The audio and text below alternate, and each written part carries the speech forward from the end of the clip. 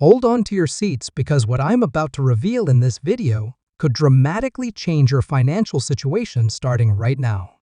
Centrelink has just dropped some absolutely massive updates for November 2025, and if you're receiving any kind of government payment, you need to hear this immediately.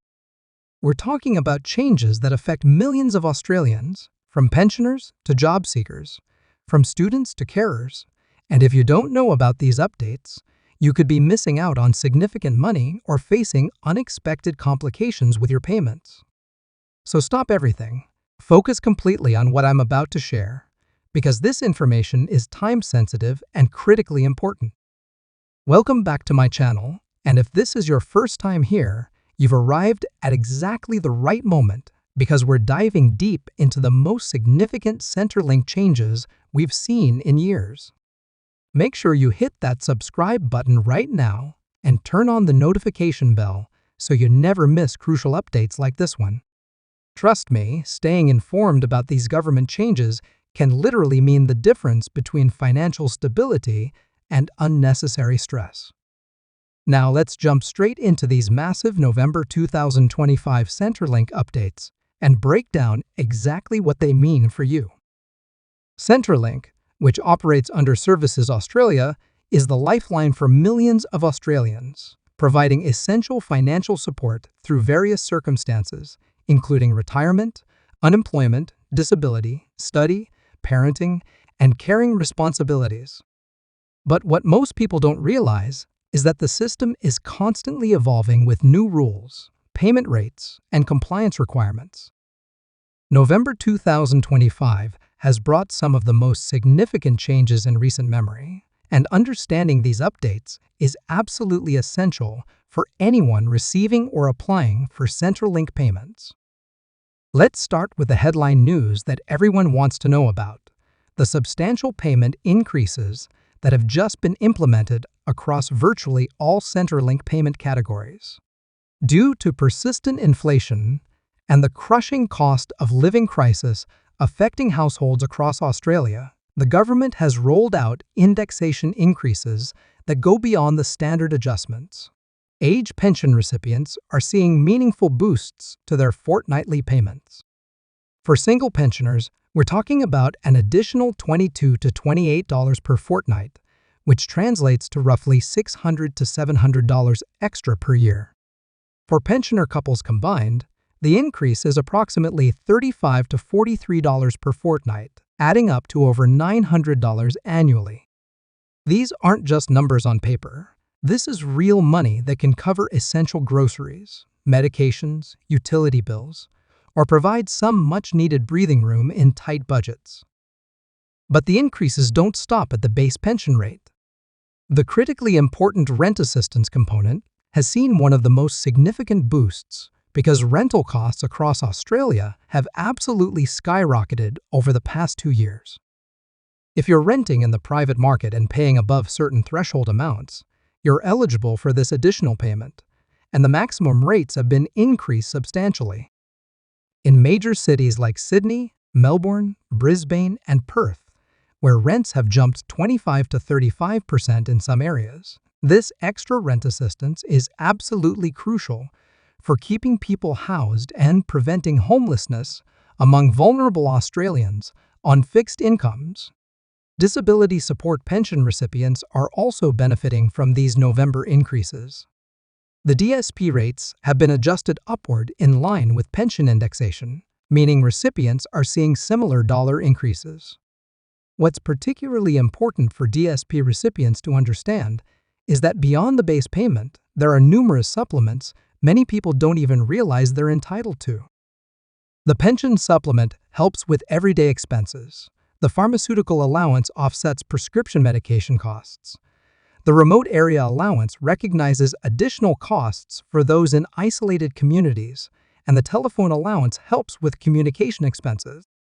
If you're on DSP and haven't checked whether you're receiving all eligible supplements, log into your MyGov account right now and review your payment breakdown. JobSeeker payment has experienced changes that are both beneficial and challenging. Payment rates have increased, providing more support during unemployment, But here's the critical part. Mutual obligation requirements have become significantly stricter and are being enforced more rigorously than ever before. If you're receiving JobSeeker, you must apply for a minimum number of jobs monthly, attend all appointments with your employment services provider, participate in required activities like training or work experience, and report your job search efforts and income accurately every fortnight. Missing even one appointment without a valid reason can result in immediate payment suspension. The government has made it crystal clear that JobSeeker is temporary support while you actively search for employment, not a long-term income solution. The income test thresholds for JobSeeker have also been adjusted, determining how much you can earn from casual or part-time work before your payment reduces. There's an income-free area where your earnings don't affect your payment, but once you exceed that threshold, your payment reduces by 50 cents for every dollar earned above it. It's absolutely critical to report all income accurately and on time, including wages, self-employment income, investment income, and even cash-in-hand work. Centrelink uses sophisticated data matching with the Australian Taxation Office, so unreported income will be detected, and the consequences include debt recovery, penalties, and potential fraud charges. Youth allowance for students and apprentices has also increased, recognizing the financial pressures on young people pursuing education or trades. For students living away from home, the maximum rates have gone up, which is vital because accommodation costs near universities and TAFE institutions have become extremely expensive. The payment you receive depends on whether you're living at home or independently, your age, and potentially your parents' income if you're under 22 and considered dependent. If your circumstances have changed, perhaps you've moved out of home or your parents' income has decreased, make sure you update Centrelink because you might be eligible for higher payments. Parenting payment recipients, both single and partnered parents caring for young children, are seeing rate increases that provide some relief given the enormous costs of raising children today. Single parents can receive parenting payment until their youngest child turns 8, while partnered parents are eligible until the youngest turns 6. The November increases mean additional support each fortnight for expenses like childcare, school costs, food, clothing, and medical care. Family tax benefit Part A and Part B have also been adjusted, with maximum rates increased and income thresholds modified to provide more support for families struggling with living costs. Career payment and career allowance, which are often confused, have both been increased. Career payment is an income support payment at pension rates for people providing full-time care to someone with disability or serious medical conditions. Career allowance is a supplementary payment of around $144 per fortnight that you can receive on top of other payments if you provide daily care. Both increases recognize the invaluable work carers do every single day. Now here's something crucial that causes confusion. Most payment increases are applied automatically by Centrelink systems. You generally don't need to submit new claims or contact them to receive higher rates. However, you absolutely must verify you've received the correct amount. Check your bank account on payment day, log into MyGov to review your payment summary, and compare it to published rate tables on the Services Australia website. If something seems wrong, contact Centrelink immediately. Speaking of MyGov, if you haven't linked your Centrelink account to it, do this urgently. MyGov is your gateway to managing payments, viewing history, updating details, reporting income, uploading documents, and communicating with Centrelink without endless phone hold times.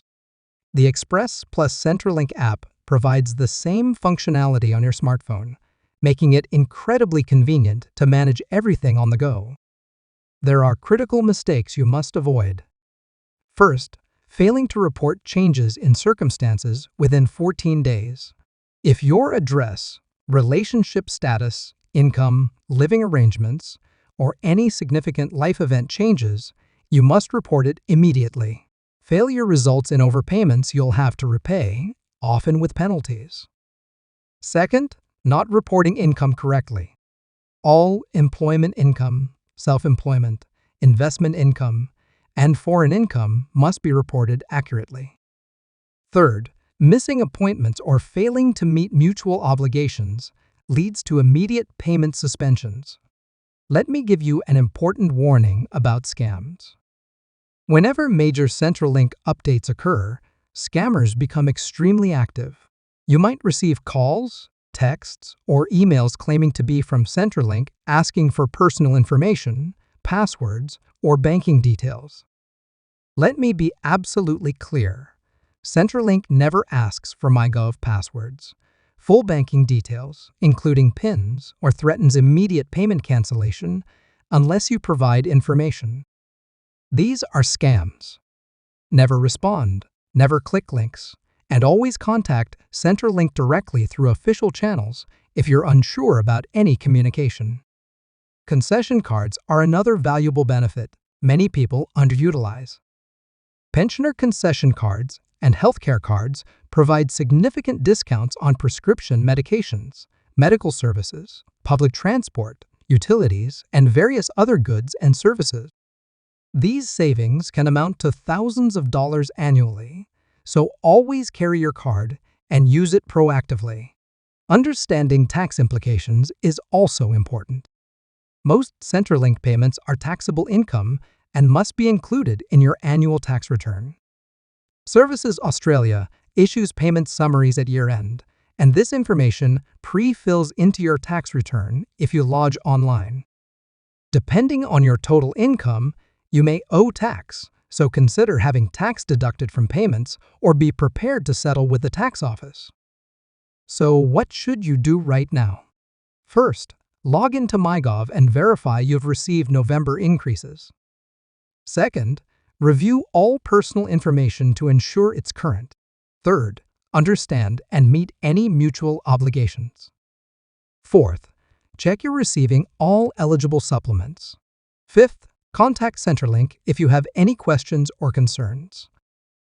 I truly hope this breakdown of the massive November 2025 Centrelink changes has been valuable and informative for you. These updates represent real money and real opportunities to improve your financial situation if you understand and act on them correctly. Staying informed and compliant ensures you receive every dollar you're entitled to without problems or debts. If you found this video helpful, please smash that like button right now. Share this video with friends, family, or anyone who receives Centrelink payments because you could genuinely help them avoid missing out on money or making costly mistakes. And if you haven't already, subscribe to this channel and turn on notifications so you never miss important updates about Centrelink, government benefits, and financial information that affects everyday Australians. Drop a comment below sharing whether you've seen the November increases in your account, whether this information helped you, or if you have questions I can address in future videos. I read every comment and try to respond to as many as possible. Thank you so much for watching. Take care of yourself and your finances, and I'll see you in the next video.